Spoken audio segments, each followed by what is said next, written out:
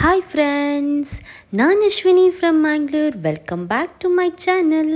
Friends, ನಾನಿವತ್ತು 100% hotel ಸ್ಟೈಲಲ್ಲಿ ಯಾವ ಥರ ಉಪ್ಪಿಟ್ಟು ಸಿಗುತ್ತೆ ನೋಡಿ, ಅದೇ ಥರ ಮನೆಯಲ್ಲೇ ಬಾಯಲ್ಲಿಟ್ಟರೆ ಹಾಗೇ ಕರಗೋಗ್ತಾರ ಸಾಫ್ಟ್ ಆಗಿರುವ ಉಪ್ಪಿಟ್ಟನ್ನು ಯಾವ ರೀತಿ ಸುಲಭವಾಗಿ ರೆಡಿ ಮಾಡ್ಬೋದು ಅಂತ ತೋರಿಸ್ತಾ ಇದ್ದೇನೆ.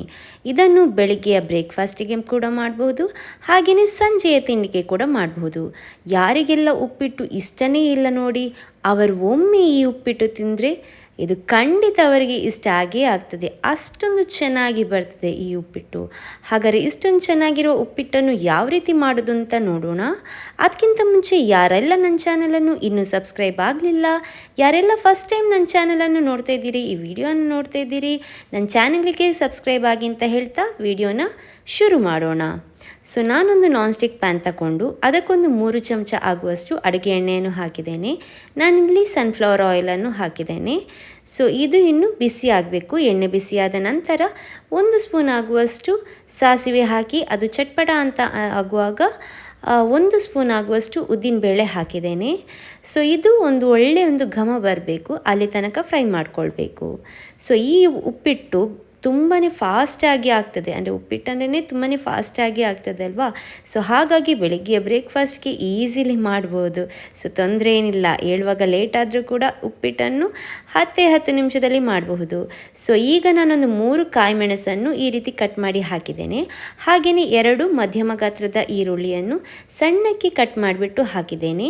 ಹಾಗೆಯೇ ಸ್ವಲ್ಪ ಕರಿಬೇವಿನ ಎಲೆಗಳನ್ನು ಹಾಕಿ ಈರುಳ್ಳಿ ಒಂದು ಒಳ್ಳೆ ಘಮ ಬರುವ ತನಕ ಫ್ರೈ ಮಾಡ್ಕೊಳ್ಬೇಕು.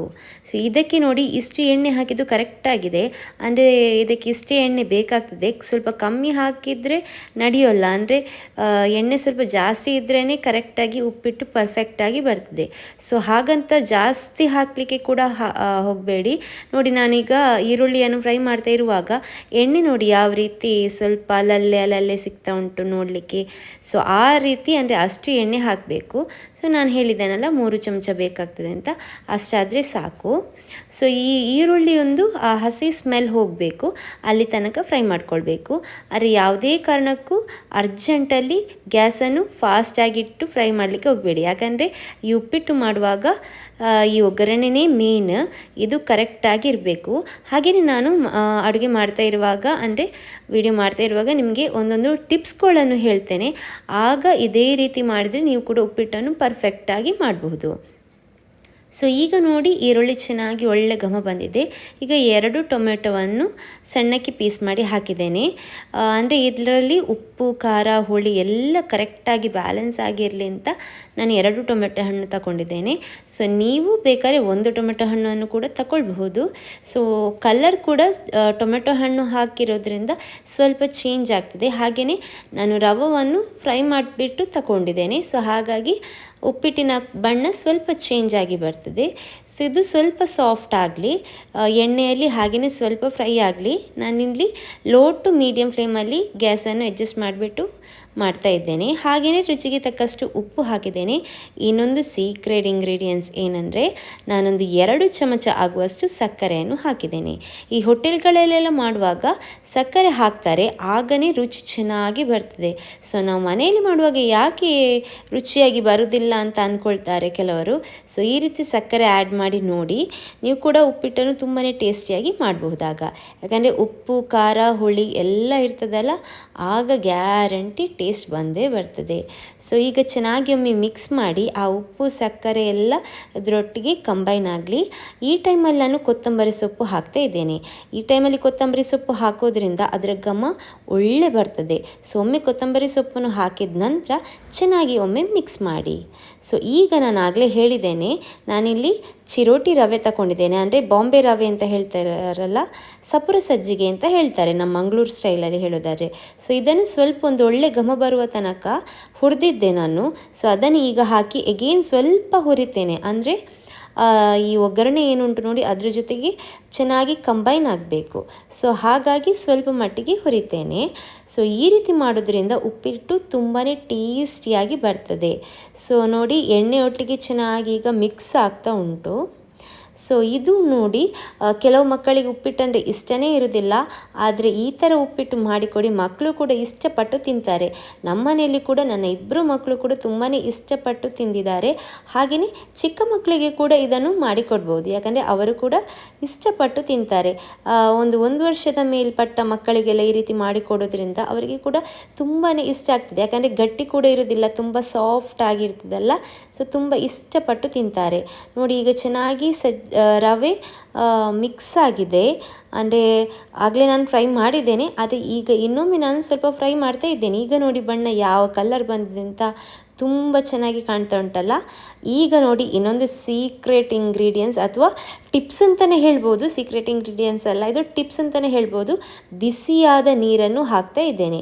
ಈ ರೀತಿ ಬಿಸಿಯಾದ ನೀರನ್ನು ಹಾಕೋದ್ರಿಂದ ಉಪ್ಪಿಟ್ಟು ಸಾಫ್ಟಾಗಿ ಬರ್ತದೆ. ಸೊ ನಾನು ಉಪ್ಪಿಟ್ಟು ಮಾಡ್ತಾ ಇರುವಾಗಲೇ ಪಕ್ಕದಲ್ಲಿ ನೀರು ಕಾಯಲಿಕ್ಕೆ ಇಟ್ಟಿದ್ರೆ, ಸೊ ಕುದಿತಾ ಇತ್ತು ನೀರು, ಅದನ್ನೀಗ ಹಾಕಿದ್ದೇನೆ. ಸೊ ಈ ರೀತಿ ಬಿಸಿ ನೀರು ಹಾಕೋದ್ರಿಂದ ಉಪ್ಪಿಟ್ಟು ತುಂಬ ಸಾಫ್ಟಾಗಿ ಬರ್ತದೆ. ಸೊ ಇನ್ನೊಂದು ಟಿಪ್ಸ್ ಉಂಟು, ಅದು ಆಮೇಲೆ ಹೇಳ್ತೇನೆ. ಸೊ ಹಾಗಾಗಿ ವಿಡಿಯೋನ ಎಲ್ಲೂ ಸ್ಕಿಪ್ ಮಾಡದೆ ನೋಡಿ. ಚೆನ್ನಾಗಿ ಮಿಕ್ಸ್ ಮಾಡಿದ್ದೇನೆ. ಮಿಕ್ಸ್ ಮಾಡಿ ಸ್ವಲ್ಪ ಹೊತ್ತು ಮುಚ್ಚಳ ಮುಚ್ಚಿಬಿಟ್ಟು ಇಟ್ಟಿದ್ದೆ. ಸೊ ಈಗ ನಾನು ನೋಡಿ ಅದಕ್ಕೆ, ಅಂದರೆ ಪೂರ್ತಿಯಾಗಿ ಬೇಯಲಿಲ್ಲ ಇದು, ಈಗ ನಾನು ಒಂದು ದೊಡ್ಡ ಚಮಚ ಆಗುವಷ್ಟು ತುಪ್ಪ ಹಾಕಿಬಿಟ್ಟು ಚೆನ್ನಾಗಿ ಮಿಕ್ಸ್ ಮಾಡ್ತಾ ಇದ್ದೇನೆ.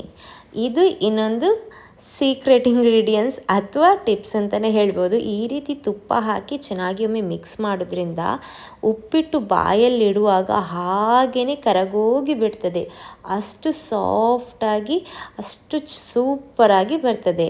ನೋಡಿ ಚೆನ್ನಾಗಿ ಒಮ್ಮೆ ಮಿಕ್ಸ್ ಮಾಡಿದ ನಂತರ ಇನ್ನೊಮ್ಮೆ ಮುಚ್ಚಳ ಮುಚ್ಚಿಬಿಟ್ಟು ಇಡಿ. ಸೊ ಈಗ ನೋಡಿ ಫೈನಲ್ ಆಗಿ ಯಾವ ರೀತಿ ಆಗಿದೆ ಅಂತ, ಚೆನ್ನಾಗಿ ಬೆಂದಿದೆ. ಸೊ ತಳ ಬಿಟ್ಬಿಟ್ಟು ಬರ್ತಾ ಉಂಟು, ಈಗ ಪರ್ಫೆಕ್ಟಾಗಿ ಆಗಿದೆ ಅಂತ ಲೆಕ್ಕ. ನೋಡಿ ಯಾವ ಥರ ಪ್ಲೇಟಿಂಗ್ ಮಾಡಿದ ನಂತರ ಕಾಣ್ತಾ ಉಂಟು ಅಂತ, ಸೂಪರಾಗಿ ಕಾಣ್ತಾ ಉಂಟು. ಇದನ್ನು ನೋಡಿದ್ರೇ ನಿಮಗೆ ತಿನ್ನುವಂತ ಅನಿಸ್ತದೆ, ನೋಡುವಾಗನೇ ಗೊತ್ತಾಗ್ತದೆ ಎಷ್ಟೊಂದು ಸಾಫ್ಟಾಗಿ ಬಂದಿದೆ. ಖಂಡಿತ ತುಂಬ ಟೇಸ್ಟಿಯಾಗಿ ಬಂದಿದೆ. ಸೊ ಬಾಯಲ್ಲಿಟ್ಟರೆ ಉಂಟಲ್ಲ ಹಾಗೇ ಕರಗೋಗಿ ಬಿಡ್ತದೆ. ಸೊ ಅಷ್ಟು ಸಾಫ್ಟಾಗಿ ಮೃದುವಾಗಿ ಬಂದಿದೆ. ಸೊ ನೀವು ಕೂಡ ಒಮ್ಮೆ ಮನೆಯಲ್ಲಿ ಟ್ರೈ ಮಾಡಿ, ಹಾಗೆಯೇ ಕಮೆಂಟ್ಸಲ್ಲಿ ತಿಳಿಸಿ ಹೇಳಿ ಯಾವ ಥರ ಬಂದಿದೆ ಅಂತ. ಸೊ ಹಾಗೆಯೇ ನೀವು ಮನೇಲಿ ಯಾವ ಥರ ಉಪ್ಪಿಟ್ಟು ಮಾಡ್ತೀರಿ ಅಂತ ಅದನ್ನು ಕೂಡ ಕಮೆಂಟ್ಸಲ್ಲಿ ತಿಳಿಸಿ ಹೇಳಿ. ಸೊ ವಿಡಿಯೋ ಇಷ್ಟ ಆದರೆ ಖಂಡಿತ ಲೈಕ್ ಮಾಡಲಿಕ್ಕೆ ಮಾತ್ರ ಮರಿಬೇಡಿ. ಸೊ ಹಾಗೆಯೇ ನಿಮ್ಮ ಫ್ರೆಂಡ್ಸ್ ಫ್ಯಾಮಿಲಿಗೆಲ್ಲ ವಿಡಿಯೋನ ಶೇರ್ ಮಾಡಿಬಿಡಿ ಅಂತ ಹೇಳ್ತಾ, ವಿಡಿಯೋ ನೋಡಿದ್ದಕ್ಕೆ ಥ್ಯಾಂಕ್ ಯು ಸೋ ಮಚ್. ಹೀಗೇ ಸಪೋರ್ಟ್ ಮಾಡ್ತಾಯಿರಿ.